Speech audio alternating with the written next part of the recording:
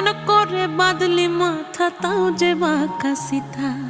মেদিনীপুরে রায়না চিরন বাঁকুড়ার ওই ফিতা, আর যতন করে বাঁধলি মাথা তাও যে বাঁকা সিথা। পেছ পাড়িয়া